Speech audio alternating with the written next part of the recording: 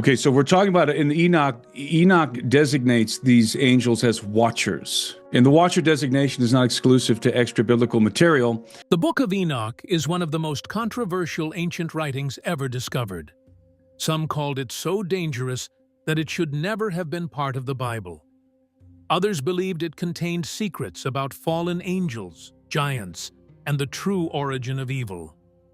For centuries, scholars argued over one question: was this book telling the truth, or was it one of history's greatest deceptions?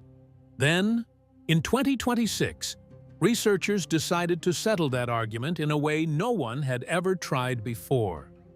They gave Grok AI the Book of Enoch, the Bible, the Dead Sea Scrolls, archaeological discoveries, and decades of biblical scholarship, and they asked it to compare everything. Nobody expected what happened next, because the AI didn't find one shocking connection. It found dozens, connections that stretched across thousands of years, across forgotten civilizations, across 3 major religions, and across some of the most mysterious passages ever found in biblical texts. So, what exactly did the AI see that so many scholars had missed? And why has the Book of Enoch suddenly become the center of a new debate? Let's dive in. The Forbidden Book. For nearly 2,000 years, millions of Christians have read the Bible from beginning to end. But very few know that what they've been reading isn't the complete Bible. One of the most influential books from the ancient biblical world is missing from it. Not because it was lost, but because at some point in history, it was deliberately left out. That book is the Book of Enoch, and for centuries it carried a strange reputation. Many scholars believed it revealed mysteries ordinary people were never meant to know. In the 4th century AD, when the early church decided which books belonged in the Bible, the Book of Enoch faced a difficult test. Many church leaders believed its teachings about fallen angels and hidden mysteries went far beyond the teachings found in Genesis. The book was removed from the official biblical canon. It disappeared from the Bibles used by the Catholic Church. But the story didn't end there. Thousands of kilometers away, one Christian community refused to let the book vanish. The Ethiopian Orthodox Tewahedo Church, one of the oldest Christian churches in the world, continued to preserve it as sacred scripture. While most of the world forgot the book even existed, Ethiopia protected the only complete copy, written in the ancient Ge'ez language. Many scholars dismissed the Book of Enoch as nothing more than an old legend. Some even argued it was written somewhere in the Middle Ages and had nothing to do with ancient Judaism. Then came 1947, and that idea collapsed almost overnight. A Bedouin shepherd, searching for a lost goat, threw a stone into a cave near Qumran, beside the Dead Sea. Instead of hearing it hit the ground, he heard the sound of breaking pottery. That single moment uncovered one of the greatest archaeological discoveries in history, preserved in more than 15,000 fragments. And one discovery stunned scholars more than almost anything else. The Book of Enoch wasn't there just once. It appeared more than 20 times. Fragments like 4Q201, 4Q202, and 4Q204, written in Aramaic between about 200 BC and 50 BC, proved the book was already being copied centuries before Jesus was born. Most scholars believe these scrolls belonged to a Jewish community called the Essenes, who treated Enoch as one of their most important religious writings. Dead Sea Scrolls expert James Vanderkam says the book shaped their understanding of angels. A book that many believed had never really mattered turned out to be one of the most copied religious texts of its time. And that gave rise to a bigger question. What could possibly be written inside a book that people preserved so carefully? Historians, biblical scholars, and language experts studied every page of the Book of Enoch, compared it with ancient manuscripts, and wrote thousands of pages trying to understand. Then, in 2026, researchers tried something no previous generation could. They gave the entire Book of Enoch to Grok AI and asked it to compare the text with ancient Jewish writings, the Gospels, the Dead Sea Scrolls, and centuries of biblical scholarship. What the AI revealed wasn't one hidden secret. It was a series of patterns that had been hiding in plain sight. And the very first pattern it highlighted forced scholars to rethink one of the most familiar titles in Christianity. Before Jesus arrived. For centuries, many Christians believed Jesus was the first to reveal himself as the Son of Man. But when Grok AI compared every single verse from the Book of Enoch and the Gospels, what it revealed changed everything. Hidden in chapters 37 to 71, known as the Parables of Enoch, is a mysterious figure with that exact title, the Son of Man. And what's even more surprising is that these chapters were written before the Gospels. The parables sounded so similar to the New Testament that some believed Christians must have written them after Jesus. But in 2004, leading Dead Sea Scroll scholars George Nicholsberg and James Vanderkam carefully studied the language. Their conclusion was clear. The parables were not Christian writings. They belonged to the Jewish world that existed before Christianity, and that's where things get really interesting. The Book of Enoch doesn't describe an ordinary king or prophet. It describes a mysterious figure called the Son of Man, and gives this figure 5 very specific characteristics. First, Enoch says this figure existed before the sun, the stars, or even the world itself. He wasn't simply born into history, he was already there. Second, he sits beside God on a throne of glory, sharing in divine authority. Third, he is chosen to judge the entire world, with the power to bring down kings and rulers. Fourth, he alone reveals hidden wisdom, mysteries that had been kept from humanity since the beginning. Enoch says this mysterious figure would remain hidden until the exact moment God chose to reveal him. Those aren't vague similarities, they form a remarkably detailed picture. Now compare that with Mark 14:61-62. Standing before the high priest, Jesus is asked, "Are you the Messiah?" His answer is astonishing. He says they will see the Son of Man sitting at the right hand of power and coming with the clouds of heaven. The high priest immediately tears his clothes and cries, according to New Testament scholar Larry Hurtado, that reaction makes perfect sense if the audience already knew the powerful Son of Man described in Enoch. Jesus wasn't introducing a new title. He was identifying himself with a figure many Jews already recognized. Scholar James D.G. Dunn went even further. You can't fully understand the New Testament's picture of Jesus by reading the Old Testament alone. The Book of Enoch provides an important bridge that helps explain why the title Son of Man carried such enormous meaning. Now, here's something important to understand. Grok AI didn't uncover a hidden secret. It simply placed the texts side by side.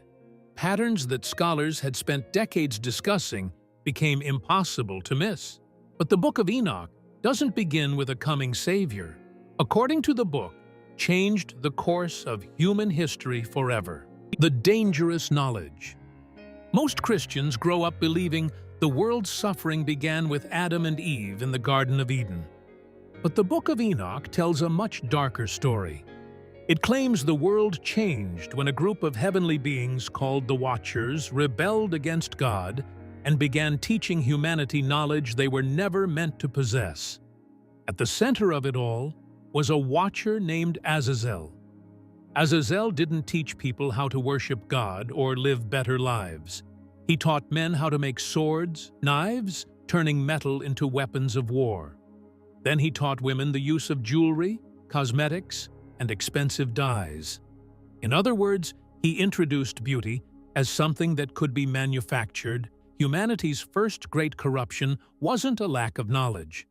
It was knowledge placed in the wrong hands. Then came Samyaza. He taught enchantments and the use of roots, knowledge often linked with sorcery and the manipulation of nature. Other watchers each brought a different branch of forbidden knowledge. Barkiel taught astrology, Kokabiel taught the constellations, Ezekiel taught the movements of the clouds, Sariel revealed the cycles of the moon. Instead of acting like one group with one purpose, they almost read like specialists, each introducing a different field of knowledge to humanity. And here's where the story becomes surprisingly interesting. Archaeologists agree that for most of human history, our ancestors used simple stone tools. Between roughly 10,000 and 5,000 BC, civilization changed at an astonishing speed.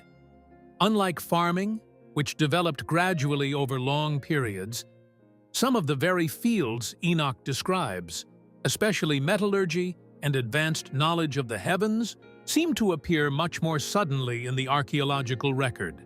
Sites like Göbekli Tepe and Çatalhöyük are often cited as part of that remarkable shift.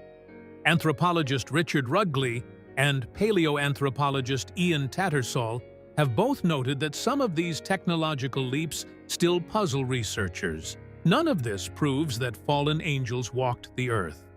But it does raise an intriguing question. Why does an ancient book connect humanity's greatest technological breakthroughs with the beginning of violence? And the strangest part is, the Book of Enoch doesn't place this story in some forgotten mythical world. It points to a real mountain, the Mountain of Oaths. Most ancient stories begin with a place that no one can find. The Book of Enoch does the exact opposite. Instead of saying the Watchers descended somewhere beyond the reach of man, it points to a real location, Mount Hermon, a mountain that still stands today on the border of modern-day Syria, Lebanon, and the Israeli-controlled Golan Heights. According to 1 Enoch 6, this wasn't just where the Watchers landed. It was where 200 of them gathered and swore an oath. Their leader, Samyaza, feared that the others might lose their nerve, so they bound themselves together with a mutual oath. According to the story, there would be no turning back. That small detail becomes much more interesting when you look at Mount Hermon itself. In his 2015 book, biblical scholar Dr. Michael Heiser explains that mountains in the ancient Near East were often seen as places where heaven and earth met. He also points out that the name Hermon is linked to the Hebrew word cherem. Then, history adds another unexpected layer. In 1869, British explorer Sir Charles Warren, working for the Palestine Exploration Fund, climbed to the summit of Mount Hermon. There he discovered the ruins of an ancient sanctuary now known as Qasr Antar. Among its remains was a Greek inscription describing the mountain as a place where people came to swear sacred oaths before God. That inscription doesn't prove the story of the Watchers happened. The temple was built many centuries after the events described in Enoch. But it does show that this mountain had a long-standing reputation as a sacred place connected with solemn vows and divine encounters. When researchers later compared Warren's archaeological records with the text of Enoch, the connection immediately stood out. The AI didn't uncover hidden history, it simply placed two independent sources side by side. Enoch's choice of location doesn't feel random anymore. It feels deliberate. But if the Mountain Hermon was the place where the rebellion began, then how was that rebellion judged? And who stood inside Heaven's courtroom to pronounce the sentence? Heaven's courtroom. If there's one idea in the Book of Enoch that almost nobody talks about, Enoch doesn't describe heaven as a place where God simply gives commands. He describes it as a courtroom. When researchers asked Grok AI to examine Enoch's judgment scenes, it found something surprisingly structured. This wasn't just symbolic language about good defeating evil. It was a complete legal system, with every role carefully defined. At the center sits the Lord of Spirits, ruling from a glorious throne as the judge. Standing before him are the accused, first the rebellious watchers, and later the kings and powerful rulers of the earth. Michael, Gabriel, Raphael, and Phanuel each appear with specific responsibilities, presenting evidence before the divine throne. Finally, a verdict is announced. Sentences are handed down, and other angels carry out the punishment. It reads less like poetry and more like the record of a trial, is the role of the accuser. Today, most people think the word Satan has always meant God's greatest enemy. But in the earliest Hebrew texts, that's not what the word meant at all. Ha-Satan simply means the accuser. In the book of Job, he appears before God, presenting charges against Job and asking permission to test him. He isn't acting outside God's courtroom, he's serving a legal role inside it. Scholar Elaine Pagels, in The Origin of Satan, explains that this understanding slowly changed during the Second Temple period, and the Book of Enoch captures that transition as it's happening. The neutral accuser gradually becomes an active force of evil. Then another connection appears. The Book of Revelation still calls Satan the accuser of our brothers and sisters, using the same courtroom language nearly 2 centuries later. Even John Collins, in The Apocalyptic Imagination, argues that this legal battle between good and evil became one of the defining ideas of Jewish apocalyptic thought. Suddenly, Enoch doesn't look like an isolated book anymore. It looks like a missing bridge between the Old and New Testaments. Who was the man behind this extraordinary book? And why do 3 of the world's biggest religions tell remarkably similar stories about what happened to him? The man who never died. After everything the Book of Enoch claims, the strangest mystery isn't the Watchers, it's Enoch himself. And you'll notice something unusual almost immediately. It lists the early patriarchs, the founding fathers of humanity, like Adam. Their stories all follow the same pattern. But when Genesis reaches Enoch, that pattern suddenly breaks. Genesis 5:24 simply says, Enoch walked with God. Then he was no more, because God took him. Those few words created one of the biggest mysteries in religious history. If Enoch never died, where did he go? In Judaism, Enoch is remembered as the righteous man who was taken alive by God. Walked with God appears only twice in the Torah, once for Enoch and once for Noah. Christianity preserves the same mystery. The New Testament, in Hebrews 11:5, says Enoch was taken up so that he should not see death, and the book of Jude even quotes directly from the Book of Enoch, showing that at least some early Christians were deeply familiar with its teachings. Then comes Islam. The Quran mentions a prophet named Idris, and for centuries respected Islamic scholars, including the 14th century historian Ibn Kathir, identified Idris as Enoch. The Quran says God raised him to a high station. But the story doesn't end with these 3 religions. A later Jewish mystical text called Third Enoch says Enoch didn't simply remain human after entering heaven. He was transformed into Metatron, an exalted heavenly being who stands in God's presence and carries immense authority. The idea became so controversial, Jewish religious teachers and scholars feared it placed a former human dangerously close to the divine. Whether these 4 different accounts preserve history or something far more mysterious is still debated today. But after following Enoch's story from a forgotten book to ancient prophecy, it's hard to ignore one fact. The Book of Enoch may have disappeared from most Bibles, but its mysteries never did. So, in the end, the Book of Enoch is still one of the most debated and controversial ancient writings ever discovered. But when researchers used Grok AI to study it alongside the Bible, the Dead Sea Scrolls, archaeological discoveries, and decades of scholarly research, they were able to see patterns that had never been viewed together before. And that raises an important question. If one forgotten book can reveal so many unexpected patterns, what other ancient books might reveal if they were studied the same way? Let me know what you think about this in the comments below. If you enjoyed this video, don't forget to give it a thumbs up. And if you want more incredible mysteries, discoveries, and true stories like this, be sure to subscribe to the channel. Thanks for watching, and we'll see you in the next video.